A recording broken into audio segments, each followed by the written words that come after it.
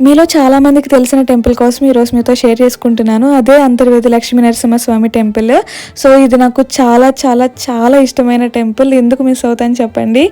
అక్కడ సీమంతమై వచ్చిన తర్వాత కొన్ని డేస్కి మేమైతే తీర్థం వచ్చాము. మీతో కొంచెం లేట్గా షేర్ చేసుకుంటున్నాను. ఆ తీర్థం ఎప్పుడూ అయిపోయింది. ఫ్రాంక్గా చెప్పుకోవాలంటే నేను ఈ టెంపుల్కి ఎందుకంత అటాచ్డ్ అంటే చిన్నప్పుడు ఎక్కువ జైంట్ వీల్ లైక్ చేసేదాన్ని. నేను ఇప్పటికీ అంతే.